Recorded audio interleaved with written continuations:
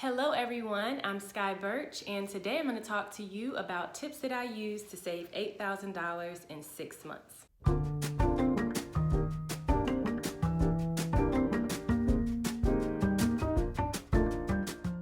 Now, it doesn't matter how much money you make or what type of job you have. I think you'll find these tips beneficial. So, come on in, get cozy, take some notes. Tip number 1.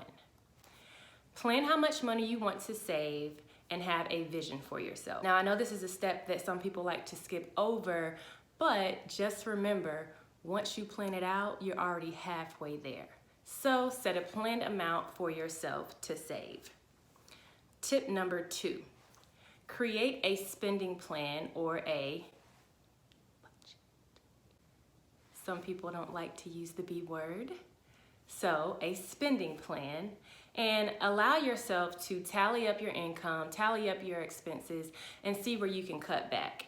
There's lots of templates online, and I'll share one down below that I use that I found very beneficial.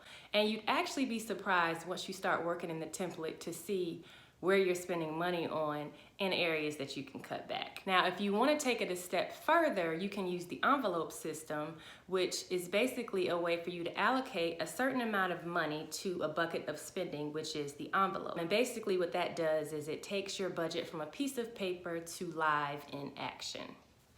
Tip number 3. If you have to drive into work, look into using a Vanpool. This is one that is very near and dear to my heart because when I was driving into work, I did use a Vanpool, and it was one of the best decisions that I could have made for myself, because not only do you save money, but you save time. So you're saving money on gas, you're saving on wear and tear of your vehicle, maintenance needs, and you're saving time because you get to split the driving. So when it's not your turn to drive, you can take a nap, you can read, listen to music, or do whatever it is that you want to do during that time. Another added benefit to being on a Vanpool is that it's considered a commuter's option. So it will be tax deductible for you. So you're reducing your taxable income, which is reducing the amount of taxes that you have to pay.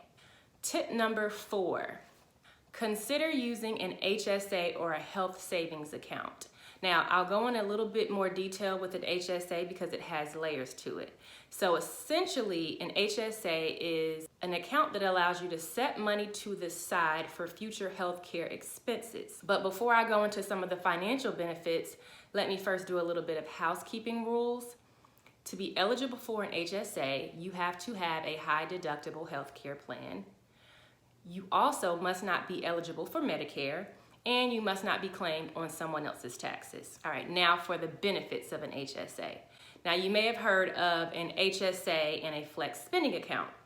These two are very similar, but they're also different. For an HSA, you have rollover capabilities. So the money in the account that you don't use for healthcare expenses, you can keep that money and it rolls over to the next year, even if you change companies, even if you change insurance providers, or even if you retire. A flex spending account doesn't have those same rollover capabilities. Another benefit of an HSA is that your employer may contribute to that HSA, which means you're doubling up on the money in that account to a certain amount. Now again, the money that you don't use for healthcare expenses, you can keep it, you can use it for other things, you can even use it to invest. And investment options will vary based on your HSA provider.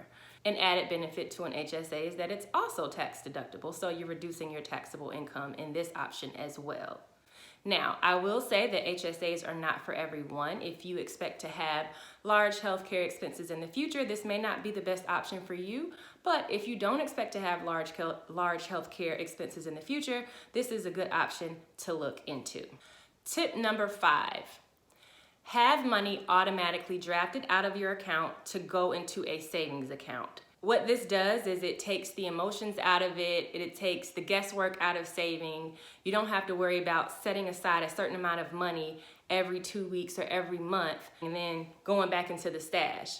Everything is done automatically for you, and you'll get so used to it that you won't even miss the money.